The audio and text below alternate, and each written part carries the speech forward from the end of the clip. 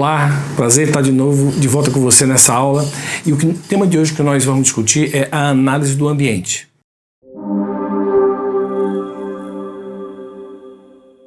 Nós estamos fazendo um curso sobre gestão para resultados e estamos buscando construir a ideia de planejamento, como fazer um planejamento estratégico. E é fundamental nesse momento que a gente comece a entender o que está acontecendo dentro e fora da organização. Existe uma ferramenta muito conhecida, talvez você já conheça, talvez você já inclusive já tenha utilizado, que é a matriz SWOT. A matriz SWOT são 3 palavras em inglês e quando você começa a analisar cada uma dessas palavras, você começa a responder, você tem ali um conjunto de informações que facilitam você a fazer o planejamento depois dessa análise. Então, o que cada letra dessa significa? S de forças, é uma palavra em inglês. Quais são as forças que nós temos? O que é que a organização tem de positivo? O que é que a instituição tem de bom? E aí, quando você analisa as forças, você relaciona todas elas e aí você percebe qual o diferencial, qual é a fortaleza da instituição. A segunda palavra são as fraquezas. O que a gente não faz tão bem? O que a gente tem como ponto negativo ou ponto fraco, frágil? Então, quando você consegue relacionar tudo que você observa de fragilidade na instituição, fica mais fácil depois de você desenvolver ações dentro da perspectiva de construção de resultados. A terceira palavra é o O, né? Oportunidades. Quais são as oportunidades que nós enxergamos, olhando especialmente o cenário externo, olhando o que está acontecendo à nossa volta, que pode se indicar que seja uma oportunidade a ser aproveitada, de ser potencializada.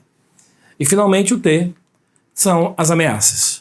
O que é que nós observamos no meio ambiente externo que pode ameaçar os resultados que nós nos propusemos, aquilo que nós queremos fazer, aquilo que nós queremos realizar.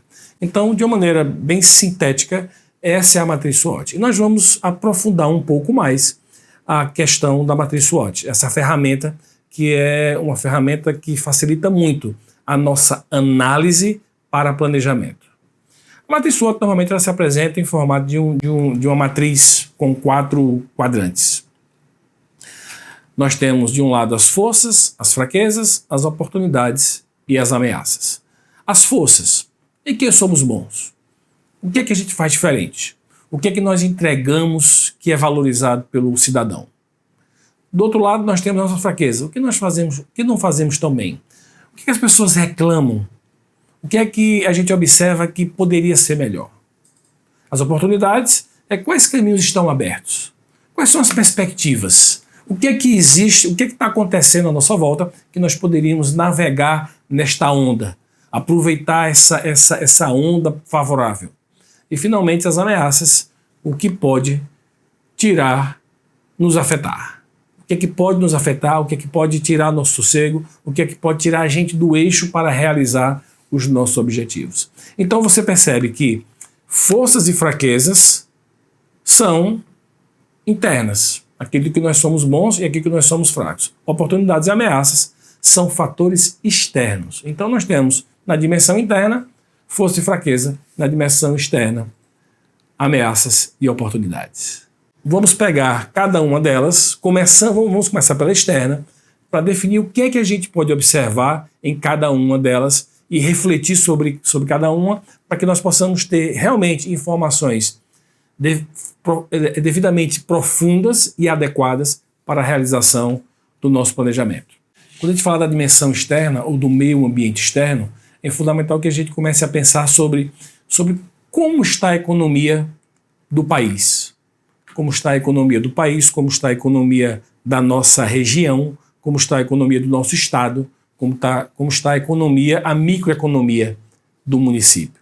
Então a gente começa a analisar o que é fora da instituição, apesar de ser dentro do município, apesar de ser dentro do estado, dentro do país, ou questões até mundiais que possam eventualmente impactar a gestão pública. Então você fala, olha, a gestão pública não trabalha com dólar, a gestão pública não trabalha, mas a cadeia de insumos, até chegar na gestão pública, será até que ponto a cotação do dólar interfere? Este mês de março agora nós tivemos o fechamento do canal de Suez durante 6 dias, porque a embarcação ficou atravessada e encalhada. E aí, Ah, Adélio, não interfere diretamente a gestão pública, mas talvez afete o comércio local, porque alguns produtos importados não chegaram a tempo, para o Dia das Mães, por exemplo. Então você começa a enxergar que mesmo em dimensões muito distantes, que aparentemente não têm impacto, podem sim ter impacto muito forte na nossa instituição, naquilo que nós estamos propondo a nos fazer. Nós estamos aí às vésperas de entrar um novo auxílio emergencial, não sei o que assistir essa aula, se já entrou, se já não entrou. Isso tem um impacto forte na economia, inclusive do município. Então, perceba que uma decisão econômica pode afetar fundamentalmente a gestão pública. Então, quais são os fatores que nós enxergamos no ambiente externo da economia? Quais são as oportunidades que nós enxergamos? Quais são as ameaças que nós enxergamos? Sob o ponto de vista da demografia, né? Qual é o perfil demográfico do nosso município? Como é que nós enxergamos da forma que as pessoas estão distribuídas ao longo, pelo território do município? Qual é o gênero? A tecnologia também é outro fator importante. É interessante que a tecnologia entra nas variáveis externas, no meio ambiente externo e no meio ambiente interno também. A política, como ela interfere, os fatores naturais, o meio ambiente, a legislação e a satisfação do cidadão. Então vamos pegar cada uma dessas 8 e vamos destrinchar passo a passo, cada uma delas, o que é que você deve fazer, como é que você deve analisar. Quando você pega aqui a economia, já dei alguns exemplos, mas, por exemplo, será que a inflação pode interferir, pode impactar os meus projetos? Se a inflação mais alta, mais baixa, isso impacta de alguma forma os projetos que eu estabeleci ou os objetivos que eu estabeleci? O endividamento estatal, quer seja o endividamento do governo federal, do governo estadual ou do municipal, como é que está isso? Como que está esse endividamento? Como é que ele pode impactar os nossos negócios? As taxas de juros, muitas vezes nós temos várias linhas de financiamento, várias linhas de custeio, e algumas delas são custeadas a fundo perdido. Entretanto, outros são empréstimos, e que lá na frente ele vai ter que pagar. E se eu contrair um empréstimo em dólar? E se eu contrair um empréstimo em euro? Como é que a cotação dessas moedas pode afetar o resultado final no longo prazo? Aquilo que eu estou buscando como resultado. O índice de desemprego, ou o índice de emprego, agora, de que forma esse índice de emprego no meu município, do meu estado ou do país pode afetar os resultados estratégicos que eu estou buscando? Então perceba que cada coisa dessa vai afetar mais direta ou indiretamente aquilo que a gente está buscando como resultado final.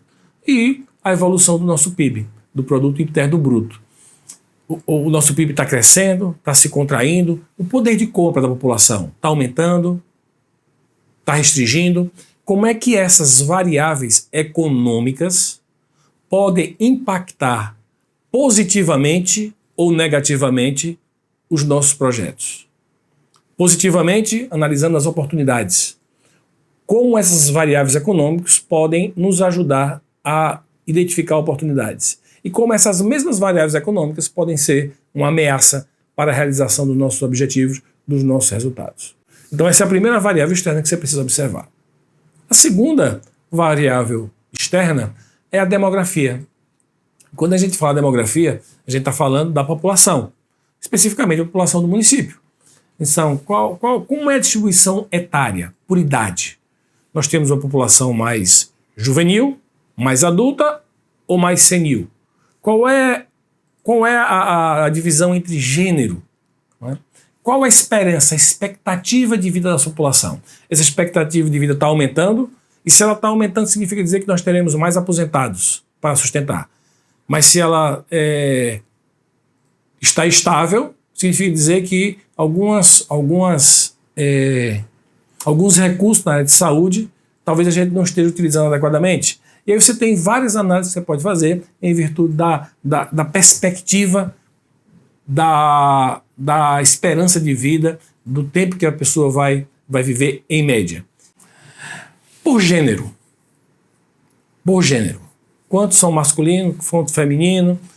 Em que isso impacta a gestão pública? Você sabe que a saúde para homem tem uma pequena diferença para a mulher. A mulher exige determinados serviços mais especializados.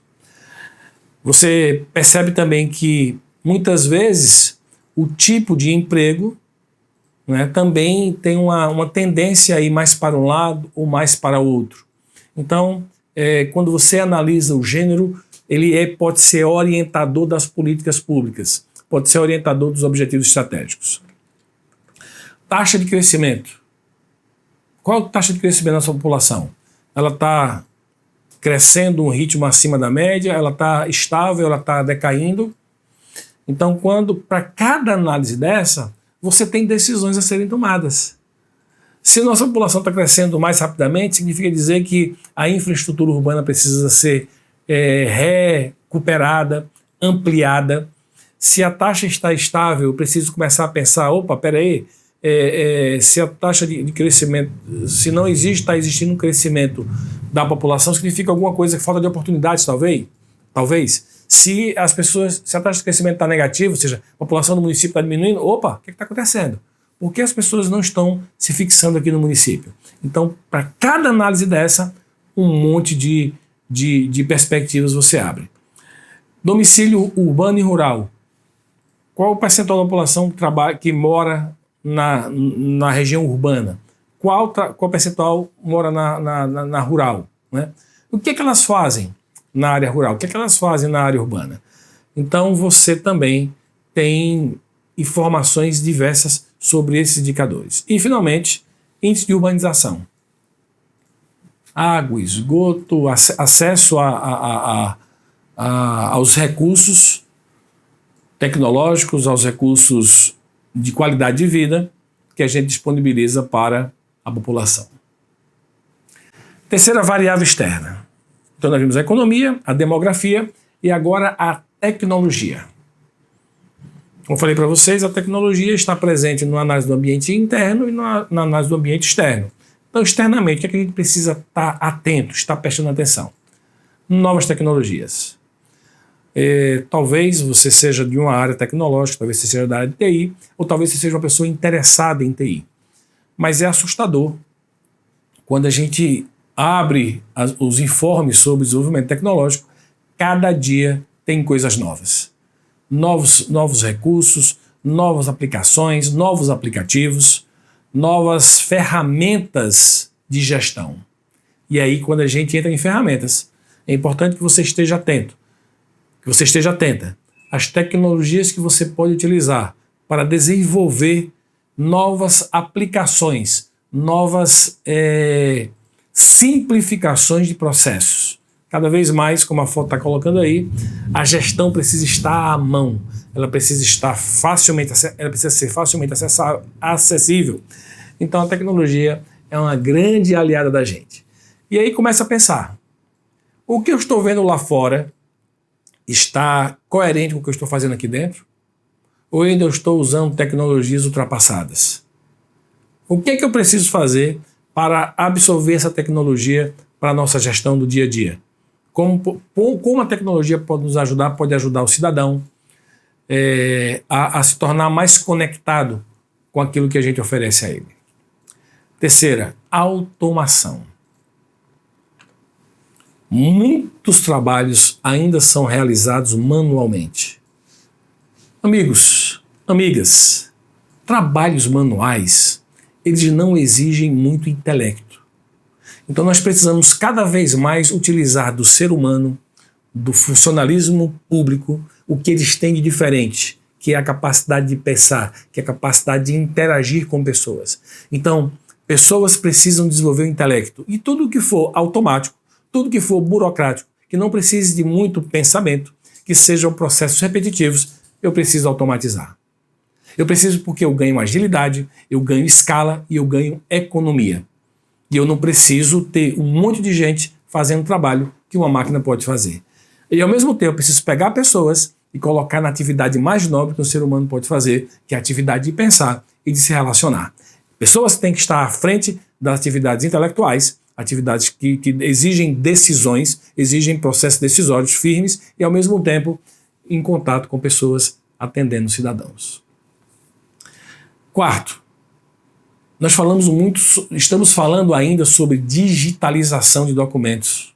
Eu tenho um cliente que é especialista em digitalizar. Só que nós estamos entrando numa outra etapa do processo. Estamos entrando no processo de digitização. Digitização é diferente de digitalização. Digitalização é eu pegar um documento que já existe físico e digitalizar e transformar ele no meio digital. A digitização é simplesmente não ter mais o documento físico. Cada vez mais, tudo precisa ser em formato digital. Esta semana, agora, eu abri uma conta eletrônica num banco, uma operação que eu queria fazer para uma série de operações que eu quero fazer. Eu abri uma conta no banco digital. No celular, ali fazendo as coisas, tudo fazendo no celular e em 10 minutos eu abri uma conta corrente. Ok? E ainda tive que digitalizar meu documento. Né? Mas eu tive também um processo de digitização. Ele pede uma foto da criatura, do correntista, junto com o documento. Então, já foi gerado de forma digital. Então, perceba, o que é que você pode fazer que elimine papel, que elimine documento físico e que você comece a trabalhar cada vez mais com documentos eletrônicos. Quinto, uma coisa que a gente está cada vez mais ligado, a inteligência artificial. A inteligência artificial são sistemas complexos que têm a capacidade de ler as tendências, de fazer algoritmos que ele mesmo aprende com a experiência do usuário e ele vai se modificando para melhorar a experiência do usuário. Cada vez mais a inteligência artificial ajuda a gente a trazer a informação cada vez mais redonda, cada vez mais exata, cada vez mais precisa.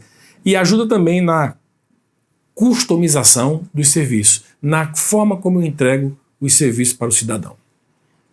E finalmente, estamos aí vivendo agora no ano 2020 um processo da entrada do 5G. E o 5G no Brasil, independente das questões políticas inseridas no caso, ela vai nos permitir um negócio chamado Internet das Coisas. Então, os nossos objetos cada vez mais vão interagir conosco de forma objetiva, de forma prática. Você pedir para o seu forno de micro-ondas quando der 3 horas da tarde esquentar aquela comida que está lá, você pedir para a sua geladeira para lhe informar qual é a temperatura lá fora, quais são as novidades, que ela, quando chegar sexta-feira que você vai botar carne, que ela diminua a temperatura para você conservar a carne, enfim, você vai começar a conversar com seus equipamentos. Né? Nós já temos algumas coisas nisso, nós temos alguns aplicativos de celular, de secretário eletrônico, você pede as informações, ele acessa e já dá informação de uma forma muito prática. Isso vai ter um crescimento exponencial com o 5G. Então, comece a pensar sobre isso. Como a tecnologia está chegando até o cidadão? O que é que nós estamos fazendo para isso que está acontecendo no meio ambiente, no mercado lá fora, trazer para os nossos clientes, trazer para os nossos cidadãos, trazer para a gestão pública no dia a dia? A política, a quarta variável externa. Né? E aí a gente tem aqui as questões, as dimensões da atuação política.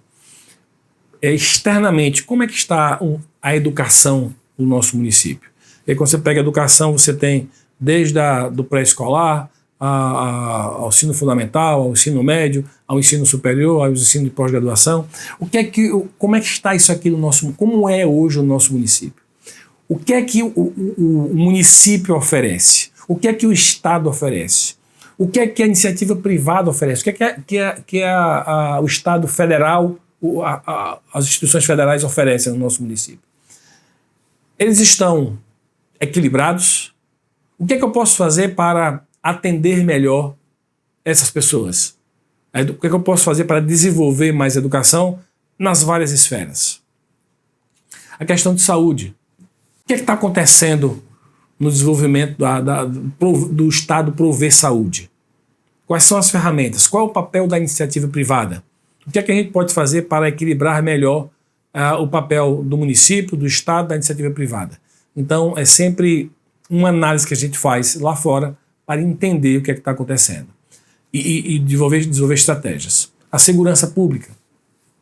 O que é que eu preciso fazer? E aí é uma preocupação de vocês, né? O que é que eu preciso fazer para envolver o cidadão no processo das políticas públicas de segurança?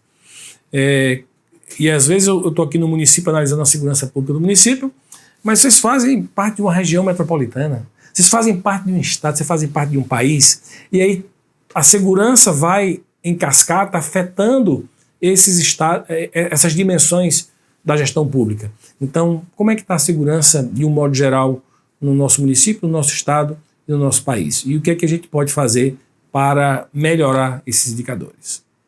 Emprego ou desemprego. Interessante hoje que já se computa, o IBGE já computa o desemprego por pessoas que não estão procurando emprego. Então nós temos empregados e desempregados e pessoas que não estão procurando emprego. Cada vez mais esse universo de pessoas, eles estão sendo observados, eles estão sendo olhados.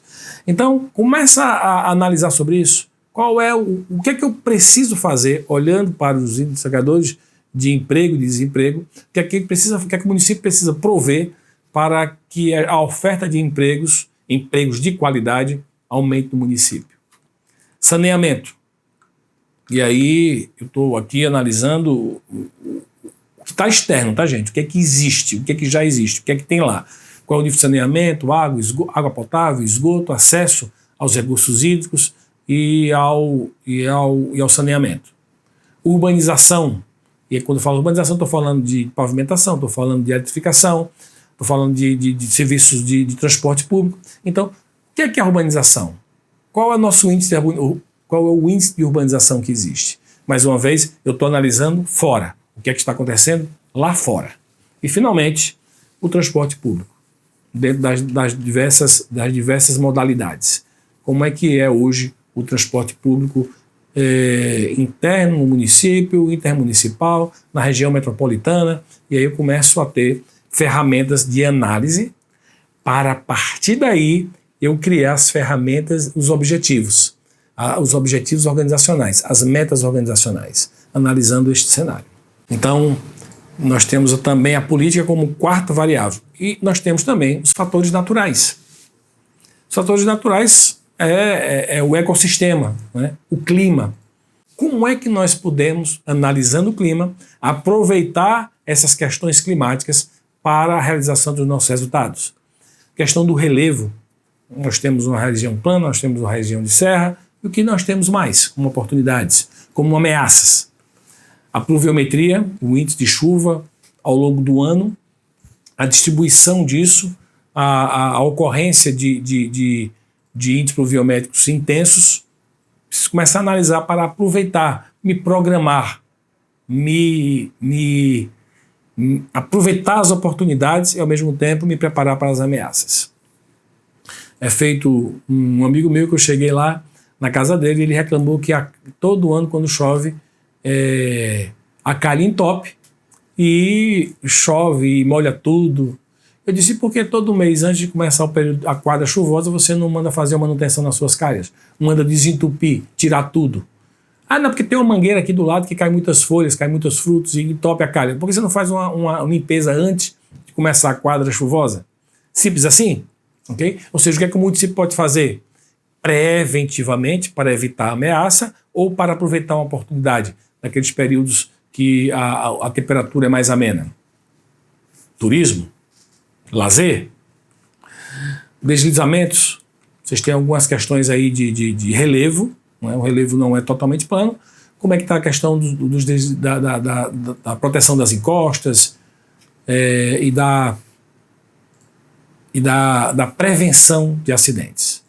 E, no contexto também de fatores naturais, nós temos aí convivendo com a pandemia. São fatores externos que estão aí, estão colocados, independente da vontade ou da ação da prefeitura. Então, o que é que vocês precisam observar? Analisando esses fatores externos, e aqui não estão todos, tá, gente? Os fatores naturais, o que é que a gente pode perceber como oportunidade ou como uma ameaça. E eu migro dos fatores naturais automaticamente para o meio ambiente. O que é que a gente está usando? O que é que o município está consumindo que ele pode reduzir? Quais são os desperdícios de recursos? Eu estou falando de recursos de todas as naturezas, de toda a natureza, não estou falando agora só mais uma vez, é o meio ambiente externo. Estou analisando o meio externo. Então não é só a prefeitura, é toda aquilo que a gente está buscando. O meio ambiente. Reduzir, reutilizar. O que é que eu estou utilizando e estou jogando fora depois? Será que eu não posso reutilizar, utilizar novamente, ajeitar, limpar e utilizar novamente? O que é que eu não posso mais reutilizar, mas eu posso reciclar? Como é que está hoje o tratamento de resíduos recicláveis? O que é que eu preciso preservar para não faltar lá na frente? Manter, cuidar? Como é que eu posso preservar? E o que é que eu preciso recuperar? Porque já foi danificado, porque já foi desgastado. Então, quando eu começo a analisar o que é que eu posso reduzir, reutilizar, reciclar, preservar e recuperar, eu começo a enxergar várias oportunidades de ação que podemos desenvolver para melhorar a nossa relação com o meio ambiente.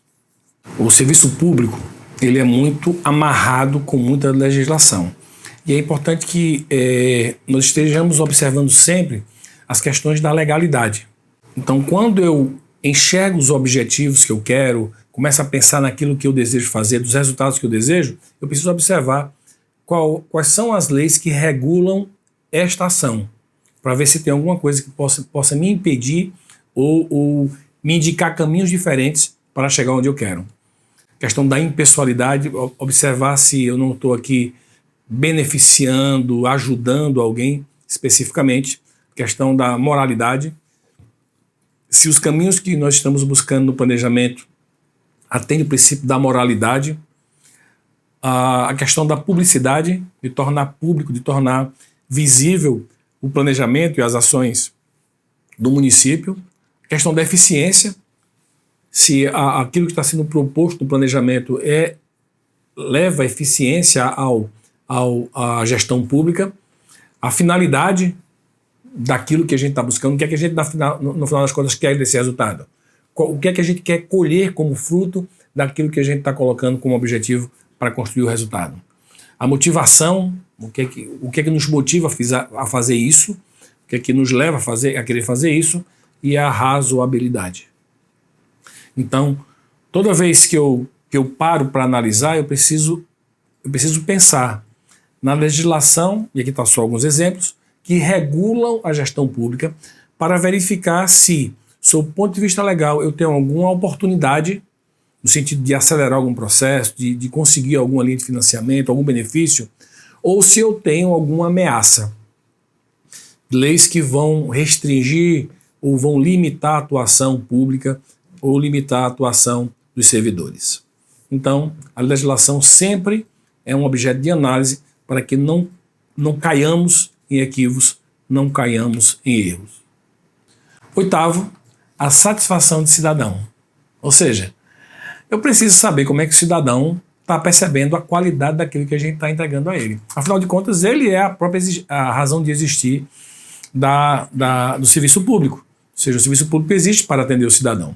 Então, eu preciso perceber dele como ele percebe a qualidade, a agilidade. Eu estou entregando num prazo que é aceitável, que ele acha que é adequado. A efetividade, eu estou realmente entregando o que ele pediu, o que ele precisa, ou estou entregando alguma coisa mais ou menos parecida, ou até diferente do que ele quer. A disponibilidade, está sempre disponível, está sempre à mão, quando ele quer, quando ele precisa do serviço, quando ele precisa daquilo, está acessível, é disponível. E, finalmente, o atendimento. Nesta relação, com o cidadão, como é que ele percebe a qualidade do atendimento que está sendo prestado. E aí estou falando da questão da humanização, estou falando também dos recursos tecnológicos. Então são essas 8 variáveis que eu preciso observar sobre o ambiente externo, para identificar oportunidades e identificar ameaças. Quando eu trago para a dimensão interna da instituição, aí começamos a observar outras questões. Quando eu falo da dimensão interna, eu estou falando de pessoas, processos, serviços, recursos e tecnologia. Então, quando eu pego cada uma dessas variáveis e coloco uma lupa sobre elas e começo a analisar o que a gente tem de bom em cada um deles e o que a gente tem de ruim em cada um deles. Pessoas, por exemplo. Eu tenho pessoas em quantidade adequada, dividida pelas diversas instituições, diversos setores, diversas secretarias. Tenho uma alocação de pessoal adequada. A capacitação técnica é adequada. As pessoas sabem fazer de forma produtiva, de forma eficaz, aquilo que está colocado nas mãos dela como responsabilidade. Qual é o nível de escolaridade do meu pessoal? O que é que a escolaridade, como a escolaridade está interferindo no resultado final do trabalho, do serviço prestado? Qual é a profissão dessas pessoas? Eu tenho profissionais das diversas áreas de forma equilibrada? Qual é o nível de motivação das pessoas? De engajamento? De responsabilidade? Então começo a analisar quais são os pontos fortes, certamente nós os temos, e quais são os pontos que são frágeis. A forma de contratação, o equilíbrio entre funcionários concursados de carreira e funcionários cargo de confiança. Como é que é esse equilíbrio? Está adequado? O que a gente pode fazer para melhorar, para aperfeiçoar, para tornar cada vez mais a variável pessoas uma vantagem na realização dos nossos resultados? Como é que eu posso equilibrar isso? Como é que eu posso dimensionar isso aí? Identifique quais são os pontos fortes, quais são os pontos fracos, para que a gente possa agir. Os nossos processos, como é que eles estão estabelecidos? Eles estão estabelecidos? Todos os processos têm um começo, um meio e fim. Eles estão mapeados, ou seja, estão formalizados, as pessoas sabem. Eles estão padronizados. Todas as pessoas que fazem o mesmo processo fazem do mesmo jeito? Ou cada um faz do seu jeito? Eles são regularmente melhorados? Com que frequência eles são melhorados? Eles são revistos? Eles são compartilhados? As pessoas sabem que existem, as pessoas são treinadas, as pessoas são motivadas a melhorá-los? E eles são gerenciados, os processos? Existe um sistema de controle, de acompanhamento de resultados? O que é que a gente tem de bom? O que é que a gente tem de positivo? O que é que a gente faz bem feito em termos de processo? Quais os processos que a gente faz bem feito? O que é que a gente tem de frágil? O que é que a gente tem de fraqueza? O que é que a gente não faz tão bem feito? O que é que a gente pode melhorar? Mesmo que a gente faz bem feito, a gente pode melhorar. O que é que a gente pode melhorar em termos de processo? Eu acho que são essas perguntas que talvez você deva refletir um pouco sobre isso. Com relação aos serviços, o tipo de serviço que nós prestamos, o tipo de atuação, qual é a qualidade? Qual é o nível de qualidade que nós entregamos? Como é que o nosso cidadão percebe essa qualidade? A agilidade, a velocidade com que ele é feito. A efetividade, a entrega do resultado final. A disponibilidade, está ali, está à mão. E, mais uma vez, o atendimento. Então perceba que o serviço começa a estar muito ligado com a satisfação. O serviço que eu presto internamente, né, que eu analiso internamente, está intimamente ligado com a satisfação, lá na variável externa, a satisfação do cidadão.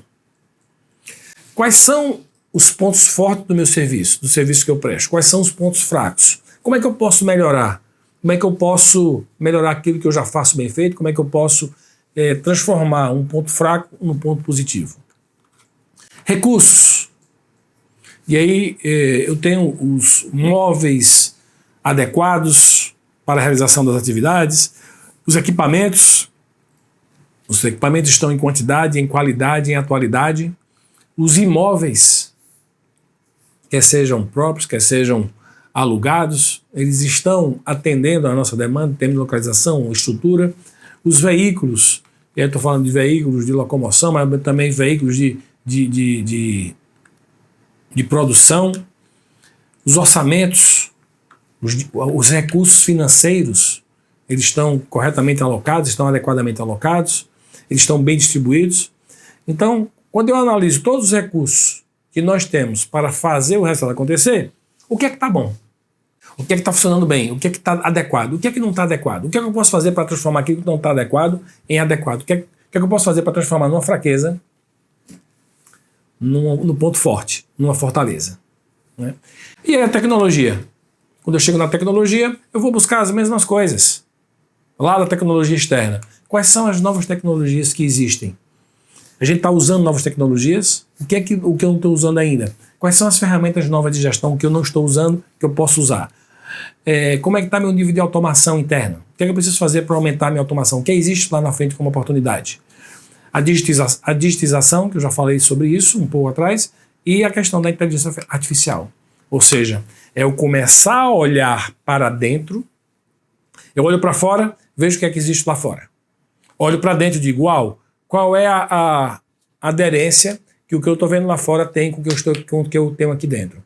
O que é que eu posso trazer lá de fora? O que é que eu posso trazer do mercado? O que eu posso trazer de novas tecnologias para aplicar no nosso dia a dia, na gestão do dia a dia? Para quê? Para facilitar a realização de resultados. Para facilitar a consecução dos objetivos. Para tornar mais fácil a realização das metas. E a internet das coisas. Então você vê aí que a gente tem um arcabouço de análise do ambiente externo e do ambiente interno. No ambiente externo, eu procuro identificar oportunidades e ameaças. E no ambiente interno, forças e fragilidades. Para quê? E eu vou te explicar exatamente para isso. Isso, gente, que eu estou falando para vocês, precisa ser registrado numa planilha, precisa ser registrado num papel, num caderno, num arquivo, mas precisa ser registrado, não pode ser só de boca. Ele precisa estar formalizado. E o que a gente faz com isso? Bacana, eu formalizei, fiz uma análise aqui, sentei com minha equipe, a gente fez, e agora eu faço o quê? Bom, agora eu vou analisar na dimensão externa, oportunidades e ameaças, e na dimensão interna, pontos fortes e pontos fracos. O que é oportunidade e é um ponto forte, eu preciso capitalizar, eu preciso dar publicidade, eu preciso mostrar, compartilhar as pessoas. Olha, isso aqui a gente está fazendo bem feito. O que é uma oportunidade e casa com o meu ponto fraco, lá no C, eu preciso corrigir. É uma oportunidade, eu estou deixando passar. Eu preciso melhorar, eu preciso aproveitar essa oportunidade. Então tem uma oportunidade, mas eu tenho um ponto fraco que eu não consigo aproveitar. Então eu preciso melhorar esse meu ponto fraco para aproveitar a oportunidade. Já na ameaça, no quadrante B ali, é uma ameaça e é um ponto forte. Ou seja, eu sou forte naquilo, então eu posso diminuir a ameaça, fortalecendo o meu ponto forte. Eu já sou bom nisso. E aí eu tenho uma ameaça, peraí, eu preciso fazer com que o meu ponto forte seja mais forte do que a própria ameaça, para que eu mitigue essa ameaça, para que eu torne ela irrelevante. O grande problema é quando eu tenho uma ameaça e eu tenho um ponto fraco. E aí quando eu junto ameaça com ponto fraco, o nível de risco é lá em cima. E aí eu preciso começar a trabalhar fortemente para mitigar a ameaça e para reforçar, fazer com que o meu ponto fraco se transforme no ponto fraco. Você vai ouvir falar em calcanhar de Aquiles? Toda gestão tem alguns calcanhares de Aquiles. E normalmente ele se refere exatamente a essa combinação que é devastadora. Quando eu tenho uma ameaça externa, quer seja numa variável política, quer seja econômica, quer seja na variável tecnológica, quer seja do meio ambiente, e encontra com o meu ponto fraco. Encontra naquilo que eu tenho mais fragilidade na gestão. Isso pode ser drástico para a gestão pública. Então, mapeie isso de uma forma muito séria, muito profunda, porque você pode ter ali uma fotografia muito precisa do que precisa ser feito, o que deve ser feito, para que você consiga construir resultados consistentes. E, finalmente, a análise da matriz SWOT nos proporciona fazer com que as forças e oportunidades possam ser combinadas para que a gente potencialize os resultados, para que os resultados sejam muito, muito, muito melhores do que aqueles que a gente vem obtendo, que as forças, que as minhas fraquezas possam se converter em forças, trabalhar as minhas fraquezas para fazer com que elas transformem em forças, e se eu não conseguir, eu pelo menos minimizar essas fraquezas, e eu preciso transformar minhas ameaças em oportunidades. O copo está meio cheio ou está meio vazio? Toda ameaça traz uma oportunidade, e toda oportunidade traz uma ameaça. Depende da perspectiva que você enxerga. Então, procure sempre observar as ameaças sob o ponto de vista da oportunidade. Diante dessa ameaça, quais as oportunidades que nós temos? E aí, quando você termina a matriz SWOT, tendo esse quadrante, esses 4 quadrantes estabelecidos, visualmente estabelecidos, você tem ferramentas muito mais fáceis para você estabelecer os objetivos estratégicos. Você já sabe o que é que você quer, precisa definir agora os objetivos estratégicos. Se você quiser ferramentas, sugiro que você entre no site, entre no Google e bota lá planilha eletrônica matriz SWOT. E você vai receber, você vai verificar dezenas de ferramentas eletrônicas já planilhadas para facilitar a construção da sua matriz SWOT. Talvez, provavelmente, você não tenha feito ainda do seu setor. A prefeitura já fez, porque ela já tem um planejamento estratégico. E o objetivo sempre de cada aula é mostrar para vocês que o que foi feito no macro deve ser feito no micro. O que foi feito para a gestão total da prefeitura, para todo o processo, pode ser feito no seu setor, na sua unidade gerencial, na sua escola, na sua unidade de apoio à saúde familiar. Pode ser feito em qualquer dimensão da gestão. Então, minha sugestão é que você faça a matriz SWOT da sua unidade gerencial.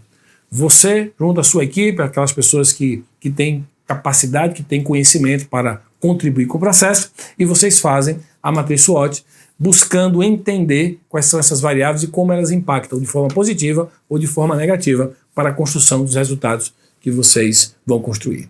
Desejo para vocês uma excelente aplicação desses recursos e que possam cada vez mais fazer com que a gestão seja compartilhada, não ficar apenas com os grandes líderes, mas que as ferramentas gerenciais possam ser utilizadas também pela gestão em outros níveis. Um abraço e até a próxima.